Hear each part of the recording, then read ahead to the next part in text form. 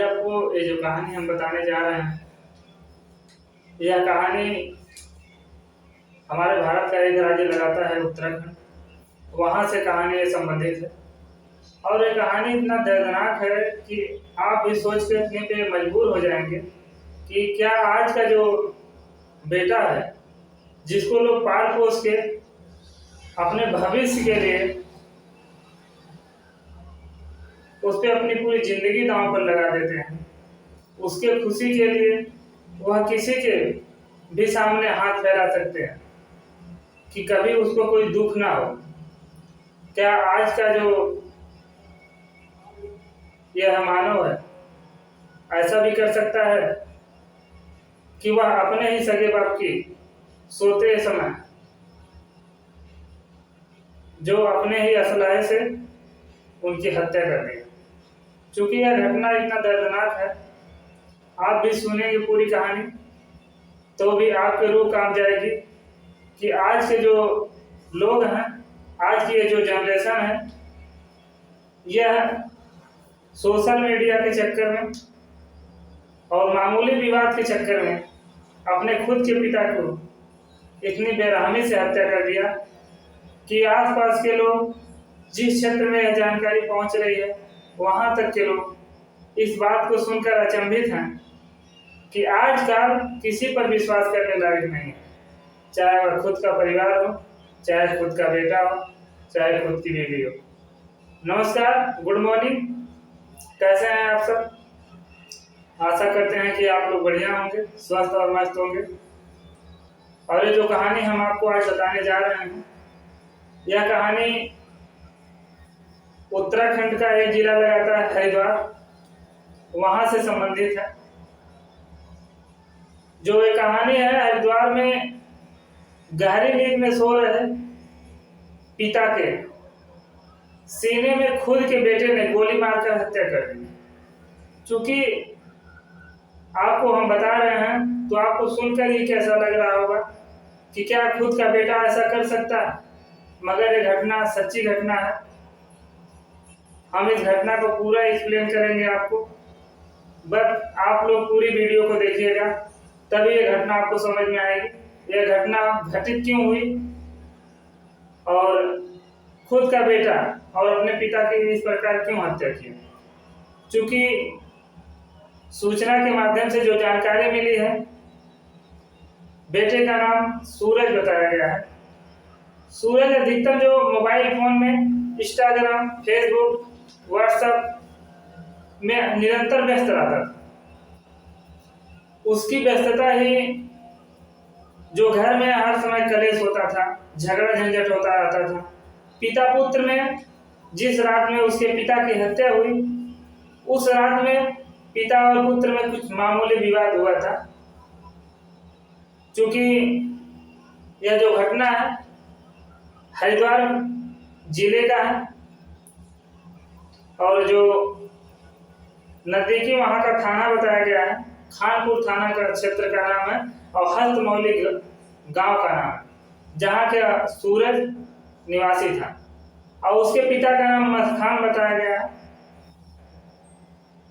जो कि दारू पीने का बहुत आदी था।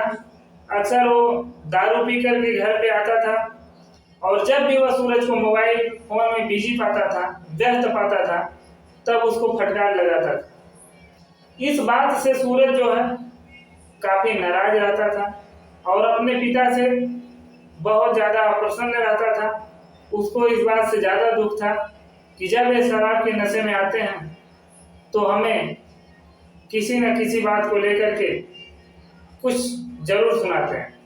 उसी बात को लेकर के सूरज और उसके पिता मलखान को में उस रात में कुछ हल्का विवाद हो गया था। रोज की तरह घर में खाना बना, लोग अपने अपने जगह पर बैठकर खाएं, जैसे रोज की तरह होता था उसी तरीके उस शाम भी हुआ। बट मलखान को यह नहीं पता था कि उसका जो बेटा सूरज है उसके अंदर कुछ चल रहा है। सभी खा करके अपने अपने रूम में चले गए, सो गए। मलखान भी सो गया उस दौरान उसका बेटा सूरज भी सो गया। बट लोगों को सोते हुए देख करके सूरज ने अपने तमंचे से अपने पिता के सीने पर वार कर दिया। वार किया तो बंदूक की आवाज जब लोगों को सुनाई दिया तो लोगों ने इसको गौर से नहीं सुना या इस बात को सीरियसली नहीं लिया। उन्होंने जगह तो घर वाले जो हैं इस बात की चर्चा किए कि कहीं गोली चली है, उन्होंने जगह, बट उन्होंने इस बात को सर्च करने की कोशिश नहीं की कि गोली चली और कहाँ चली। और इस बात का फायदा मलखान के बेटे सूरज ने उठाया। उसने अपने पिता की हत्या करके और अपने ही बिस्तर पर जाकर सो गया। जब सुबह का टाइम हुआ, सुबह के टाइम में मलखान की बीवी रोज की तरह जब अपने पति को जगाने गई तो उसने देखा कि उसके पति की जो शरीर है पूर्ण रूप से खून से लथपथ मिली और वह अचंभित हो गई। अचंभित होने के बाद वह जोर जोर से चिल्लाने लगी और जब आसपास के लोगों को इसकी सूचना मिली तो उन्होंने 112 नंबर पर कॉल करके पुलिस को जानकारी दी। पुलिस जब मौके पर पहुंची तो उसने जो मृतक थे मलखान, उनके शरीर को पोस्टमार्टम के लिए भेज दिया और उनके बेटे को गिरफ्तार कर लिया। जब उसको शंका हुआ तो बेटे को गिरफ्तार कर लिया। थोड़ी सी कड़ाई से पूछताछ में बेटा ने इस जुर्म को कबूल लिया कि उसने ही अपने पिता की हत्या किया। हम आपको बता दें कि वह किस मुंह से इस जुर्म को कबूल किया होगा कि चूंकि आज एक व्हाट्सएप, फेसबुक, इंस्टाग्राम या कुछ ऐसे गेम्स हैं जिसके चक्कर में लोग दिनों दिन आपको बता दें कि हम मोबाइल में बिजी रहते हैं पूरे दिनों दिन। चूंकि उन्हें अगर किसी प्रकार की कोई सीरियस बात भी बताई जाए तो वह इस बात को फॉलो नहीं करते हैं, बस उन्हें हर चीज से प्यारी मोबाइल दिखती है। क्योंकि जब हम आपको बता दें जो मलखान है कि मृत्यु इसलिए हुई, उसकी हत्या इसलिए हुई कि वह भी शराब का एक बहुत बड़ा आदी था। उसका रोज मर्रा का यही काम था, शाम को शराब पीकर आना। अगर मोबाइल चलाते हुए बेटे को पा जाता था सूरज को तो उसको 2-4 बातें रोज सुनाता रहता था। इसी कारण से यह हत्या हुई है।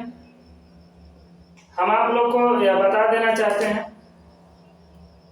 कि अगर आपके घर में आपका कोई भी लड़का अगर इस तरीके से मोबाइल फोन में पूर्ण रूप से बिजी हो रहा है तो उसे किसी भी तरीके से इसको कम करने की कोशिश करिए।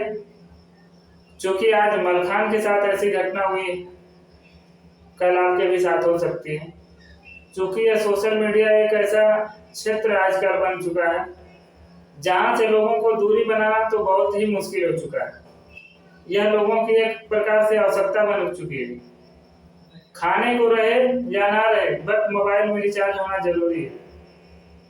मोबाइल में रिचार्ज हर हाल में लोगों को होना चाहिए। मोबाइल में डाटा होना जरूरी है।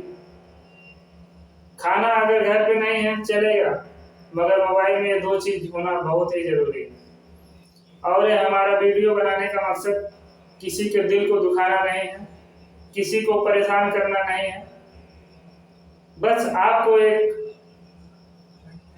ऐसा दिशा देना है, ऐसे सावधानी बरतें आपकी आपके साथ कभी ऐसी घटना ना हो जो उत्तराखंड के मलखान के साथ घटित हुई है।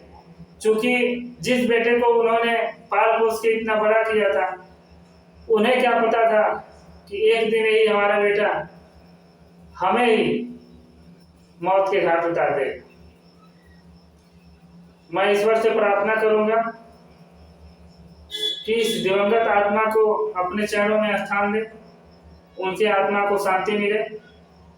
और बेटे पर वहां के पुलिस प्रशासन से निवेदन करता हूं कि उसे कठोर से कठोर, कड़ी से कड़ी सजा दी जाए कि चूंकि आगे कोई भविष्य में किसी का बेटा ऐसा करने के लिए 1000 बार सोचे और आगे ऐसी कोई क्राइम न्यूज मिलेगी जिससे कि हमें कुछ सीख मिले, हम आप तक वीडियो के माध्यम से जरूर पहुंचाएंगे। नमस्कार।